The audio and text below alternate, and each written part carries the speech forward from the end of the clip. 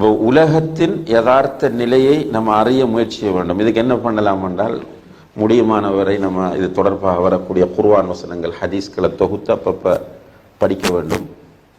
இது தொடர்பாக பேசப்பட்ட உரைகளை அடிக்கடி நாம் கேட்க வேண்டும். உள்ளங்களில் ஒரு மாற்றம் வரும் இன்ஷா அல்லாஹ். இரண்டாவதாக, மரணத்தை அதிகமாக நினைக்க வேண்டும். ரசூலுல்லாஹி அலைஹி வஸல்லம் அவர்கள் அழகாக சொன்னார்கள், அக்ஸிரு மின் ذிக்ரி ஹாதிமில் லஸ்ஸாத். லஸ்ஸா என்று சொன்னால் இன்பம். இன்பங்களை எல்லாம் உடைத்தெறியக்கூடியதை நீங்கள் அதிகமாக நினைவுபடுத்துங்கள் என்று சொன்னார்கள். 3 தடவை சொன்னாங்க.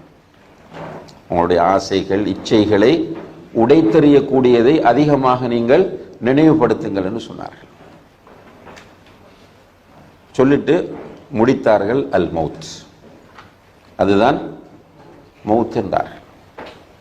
இப்போ மௌத்தை அதிகமாக நினைக்க வேண்டும்.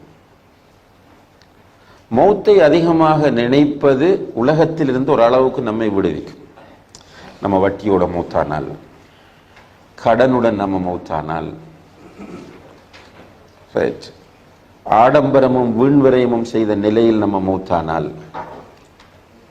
வட்டி அதாவது சூதாட்டம், பதுக்கல், ஏமாற்றல் போன்ற காரியங்கள் ஈடுபட்ட நிலையில் நான் மௌத்தானால், பொது சொத்துக்களை, முஸ்லிம்களுக்குரிய சொத்துக்களை நான் அநியாயமாக சாப்பிட்ட நிலையில் நான் மௌத்தானால், நம்மளோட நிலைமை என்ன என்று அடிக்கடி நம்ம முஹாசபா செய்ய வேண்டும்.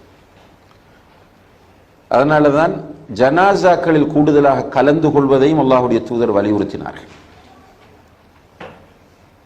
ஜனாசாக்களில் கலந்து கொள்வது, ஜனாசாவில் கலந்து கொள்கின்ற தொழுகை வரைக்கும், பிறகு அடக்கம் செய்யும் வரைக்கும் கலந்து கொண்ட என்ன நன்மை? 2 கீராத் நன்மை கிடைக்கும். மையத்தை அந்த வீட்டில் இருந்து தொழுகிற இடம் வரைக்கும் கொண்டு வந்து, பிறகு தொழுகிற இடத்தில் தொழுகை முடித்து விட்டு அடக்குகிற இடம் வரைக்கும் பின்னால போனால் நமக்கு 2 கீராத் நன்மைகள் கிடைக்கும் என்றார்கள்.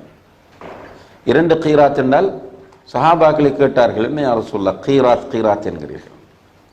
ரசூலுல்லாஹி அலைஹி வஸல்லம் அவர்கள் சொன்னார்கள், கீராத் என்பது ஒரு உஹது மலை அளவு என்றார்கள். நீ உம்ரா ஹஜ்ஜுக்கு போயிருந்தால் மதீனாவுக்கு போயிருப்பீர்கள். மதீனாவில் ஒரு மலைக்குன்று இருக்கிறது உஹதில், அதல்ல, அது ஜபலுர் ருமாத் என்று சொல்லப்படும்.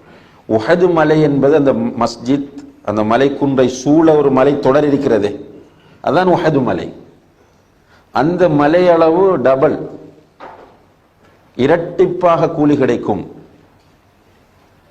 அப்போ ஒரு சிறிய விஷயம் அது. இந்த அமல் உண்மையிலே ஒரு ஹார்ட், கஷ்டப்பட்டு செய்ய வேண்டிய அமலா? ஜனாசாவை பின்துயர்வது என்பது கஷ்டப்படக்கூடிய ஒரு அமல் அல்ல. இப்போ அல்லாஹுடைய தூதர் ஸல்லல்லாஹு அலைஹி வஸல்லம் அவர்கள் இப்படியான ஒரு அமலுக்கு அதிகமான நன்மையை சொல்லுகிறார்கள் என்றால் அந்த அமல் முக்கியமானது என்பதுதான் அங்கே அதனுடைய அர்த்தமாகும். அப்ப ஜனாசாக்கு பின்னால போகும்போது என்ன வரும் நமக்கு ஃபீலிங்? இப்ப நம்மளை தூக்கிட்டு போனா இந்த சந்தூக்குல, எங்க நாட்டில் சந்தூக்குன்னு சொல்லுவாங்க, சுந்தூக்கு, அந்த சந்தூக்குல தூக்கக்கூடிய, கொண்டு செல்லக்கூடிய அந்த மையத்தாக நான் இருந்திருந்தால் என்கிற ஒரு கேள்வி நம்முடைய மனக்கண் முன்னால் வரும்போது நிச்சயமாக நாம தௌபா செய்வோம், இஸ்திக்பார் செய்வோம், இந்த மோசமான இது விஷயங்கள்ல இருந்து விடுபடுவதற்கு முயற்சி செய்வோம். இது மிக முக்கியமான ஒரு அம்சம், மௌத்தை அதிகமாக நினைவுபடுத்துவது. அடுத்தது மறுமை. மறுமையிலே அல்லாஹு தஆலா நம் எல்லோரையும் எழுப்புவான் என்பது நம்முடைய ஈமான், அசைக்க முடியாத நம்பிக்கை. பூமியை வேறு பூமியாக மாற்றுவான். சூரியனை நம்முடைய தலைக்கு 1 மைலுக்கு மேல் கொண்டு வந்து வைத்து விடுவான். உடம்பில் ஆடை இருக்காது, காலிலே செருப்பும் இருக்காது. நிலம் மணல் உள்ள நிலமாகவும் இருக்காது. அப்ப இந்த இது தார் போட்டது போல அல்லது சுடப்பட்ட ரொட்டியை போன்று இருக்கும் என்று அல்லாஹ்வுடைய தூதர் ஸல்லல்லாஹு அலைஹி வஸல்லம் அவர்கள் சொல்கிறார்கள். அந்த இடத்தில் மனிதர்கள் வியர்வையில் மூழ்கடிக்கப்படுவார்கள். அல்லாஹு தஆலா மலக்குகள் அணி அணியாக நிற்கும் போது வருவான். வந்த பிறகு அல்லாஹ் எல்லோரோடும் பேசுவான். அது கஷ்டம் இல்லை. முதல் கொஞ்சம் விளங்கப்படுத்துறது கூட கஷ்டமாக இருந்துச்சுன்னா, இன்றைக்கு இந்த ஜிபிஎஸை பாருங்கள், ஒரே வாய்ஸ் உலகத்தில் உள்ள எல்லோரோடையும் பேசுதா இல்லையா? ஒரே வாய்ஸ் தான், டிஃப்ரெண்ட் வாய்ஸ் இல்லை. உதாரணத்துக்கு சொல்கிறேன், இப்போ இது அல்லாஹ்வுடைய சாதாரணமான அற்பமான படைப்பினால் இது சாத்தியம் என்றால், ரப்புல் ஆலமீன் ஒரே நேரத்தில் எல்லோரோடும் பேசுவது என்பது வெரி சிம்பிள். அல்லாஹ் எல்லோரோடும் பேசுவார். அப்படி பேசும்போதும் 4 பிரதானமான கேள்விகளை அல்லாஹ் கேட்பான். அந்த கேள்விகளுக்கு பதில் சொல்லாமல் ஒரு அடியான் அந்த இடத்திலிருந்து முதல் கேள்வி என்ன? உன்னுடைய ஆயுளை நீ எப்படி கழித்தாய்?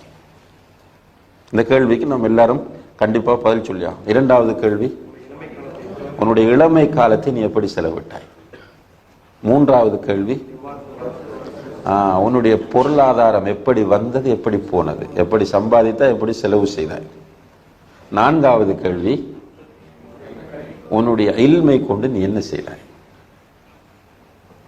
இந்த 4 கேள்விகளுக்கும் பதில் சொல்லாமல் ஒரு அடியானுடைய பாதம் அசையாது, நகராது என்று அல்லாஹ்வுடைய தூதர் ஸல்லல்லாஹு அலைஹி வஸல்லம் சொல்றார். இப்ப இதை நம்ம நினைத்து பார்க்க வேண்டும். பொருளாதாரம் எப்படி வந்தது, எப்படி போனது? உண்மையிலே ஹலாலான முறையில் நம்முடைய பொருளாதாரம் நமக்கு வர வேண்டும் என்பதில் நாம் எல்லோரும் உறுதியாகவும் தெளிவாகவும் இருக்க வேண்டும். ஏனென்றால் அன்புள்ள சகோதர சகோதரிகளே, நம்முடைய உடம்பில் ஹராம் கலந்து விட்டால் நமக்கு இருக்கிற மிக அல்டிமேட் ஆயுதம் என்ன? துஆ. அந்த துஆ மிஸ் ஆயிரும்.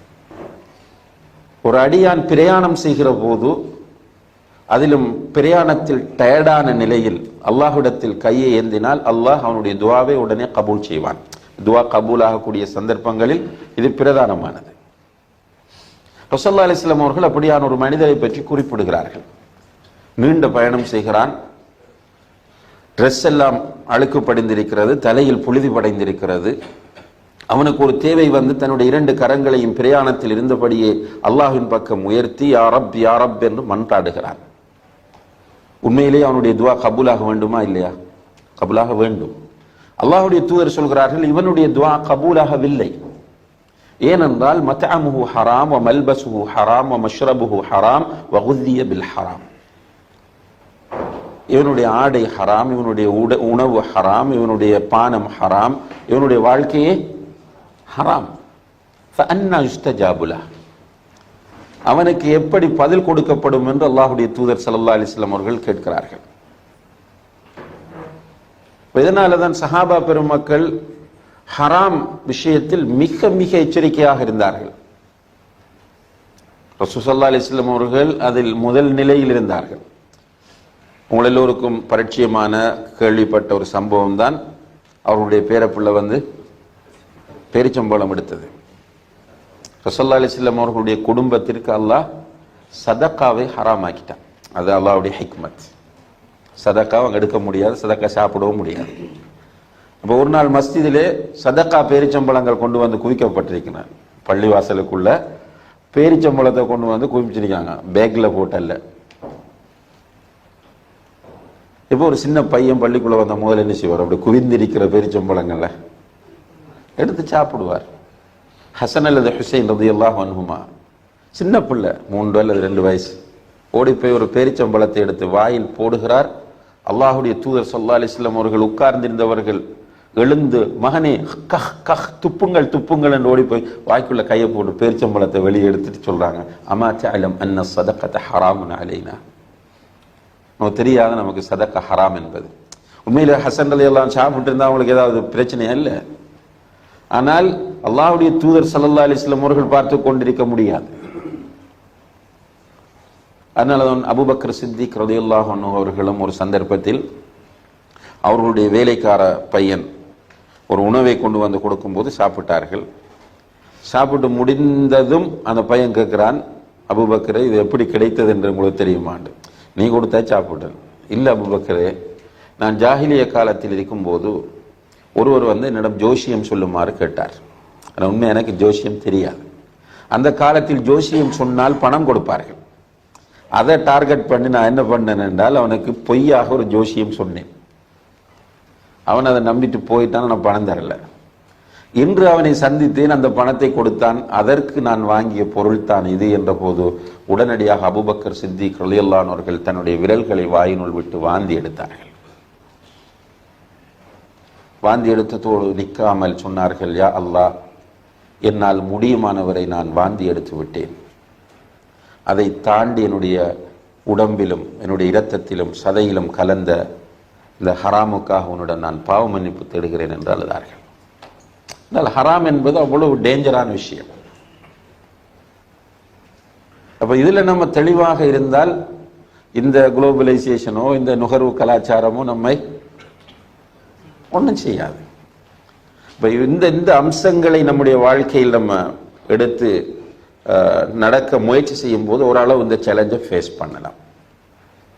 அல்லாஹ்க்கு முன்னால போய் நிற்க வேண்டும். என்னுடைய உடம்பில் ஹலாலான இரத்தம் ஓட வேண்டும். என்னுடைய பிள்ளைகள் ஹலாலாக சாப்பிட வேண்டும். இதுல நம்ம தெளிவாக இருந்தால் இன்ஷா அல்லாஹ் ஓரளவு இந்த சேலஞ்சை நம்ம ஃபேஸ் பண்ணலாம்.